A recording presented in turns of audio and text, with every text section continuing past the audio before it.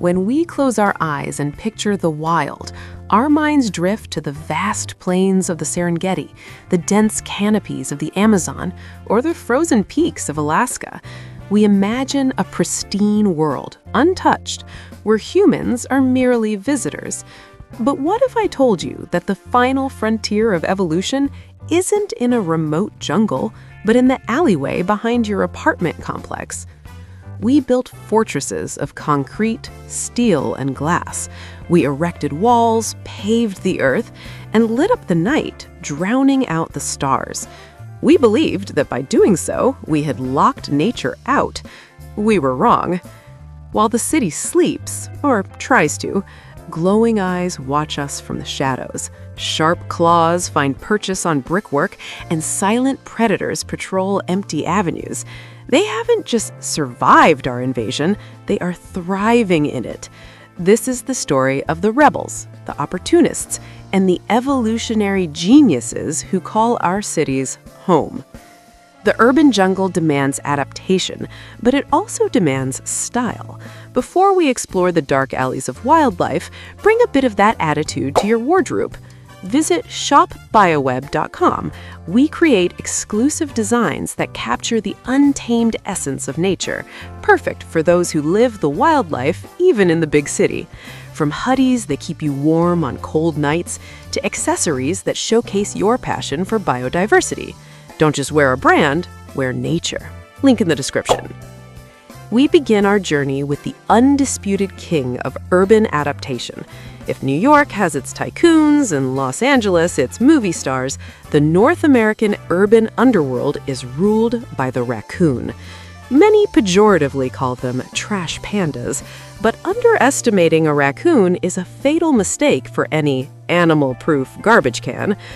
Procyon loader is perhaps the most successful mammal at the human-animal interface.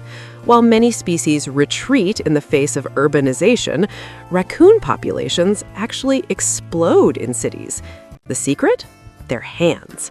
Although they lack true opposable thumbs like us, their front paws possess extraordinary tactile sensitivity, which increases when wet. They can manipulate latches, unzip tents, unscrew jar lids, and solve complex puzzles that would baffle other animals. In the wild, they live about 2 to 3 years. In cities, with an abundance of high-calorie food scraps and the shelter of heated attics, they can live much longer and grow larger.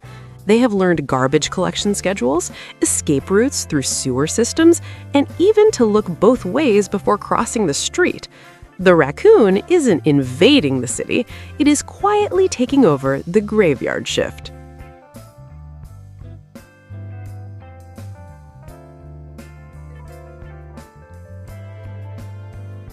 If the raccoon is the skilled thief, the coyote is the ghost.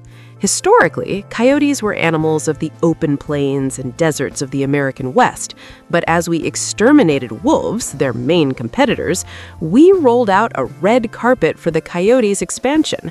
Today, they are everywhere, from the Bronx in New York to downtown Chicago. But how does a medium-sized predator live among millions of people almost unnoticed? The answer is behavioral invisibility. Urban coyotes have become strictly nocturnal to avoid human contact. They use railroad tracks and channeled riverbeds as secret superhighways to navigate the metropolis. Studies in Chicago have shown that coyotes have learned to watch traffic lights, understanding the flow of traffic better than many pedestrians.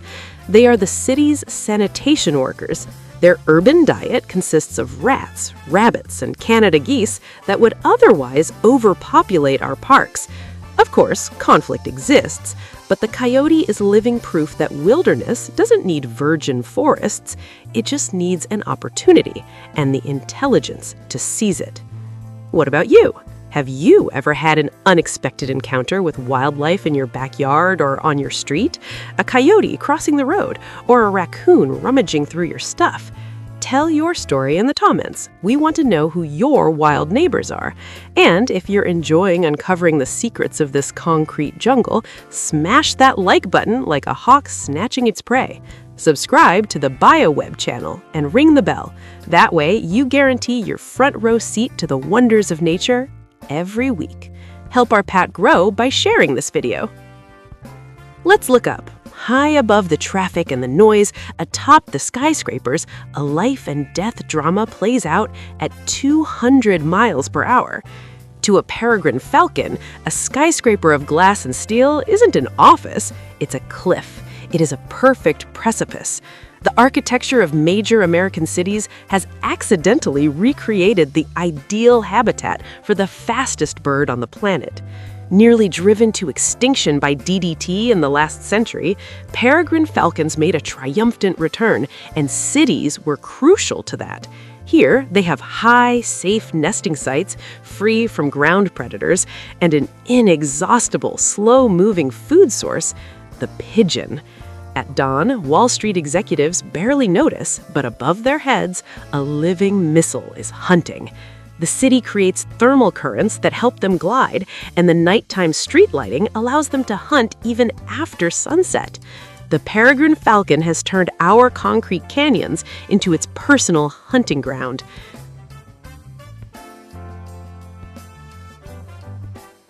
We cannot talk about urban fauna without mentioning the pariahs, the untouchables, the rat and the pigeon. We despise them, we fight them, but we must admit, biologically, they are perfect survival machines. The rock pigeon, Columbia livia, is actually a domestic bird that has returned to the wild. We brought them to cities, we bred them, and now we reject them. But they are dedicated parents, producing crop milk to nourish chicks at any time of year, and possess navigational skills that defy scientific understanding. And the rat. The brown rat is humanity's shadow. Where we go, they go. Their reproductive capacity is legendary, but it is their social intelligence and empathy that surprise scientists. Rats learn routes, avoid new poisons by observing their elders, and are capable of squeezing their bodies through holes the size of a quarter. They are the ultimate recyclers, the biological cleanup crew working behind the scenes of our civilization. They're not pretty, but they are undeniably victorious in the evolutionary race. But adaptation doesn't stop at the small and medium-sized. In places like Los Angeles, the edge of the city is blurred, and this is where we found the famous P-22, the mountain lion that lived under the Hollywood sign. Imagine a super predator, an animal capable of taking down an elk, living quietly in Griffith Park, surrounded by millions of cars. Cougars or mountain lions are learning to navigate urban interfaces, though they pay a high price with roadkill and rodenticide poisoning.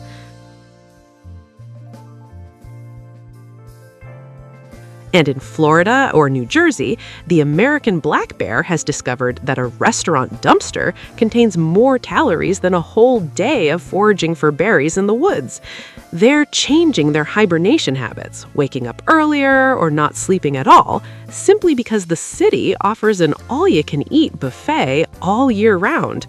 This creates dangerous conflict, yes, but it also shows us something profound. We don't own the land, we just built things on top of it, and wildlife, with its infinite resilience, is claiming its space back. Modern cities are ecosystems. They have their producers, their consumers, their predators, and their prey. Evolution hasn't stopped, it has accelerated. The selective pressure of traffic, light pollution, and human coexistence is forging a new generation of animals, smarter, bolder, and tougher.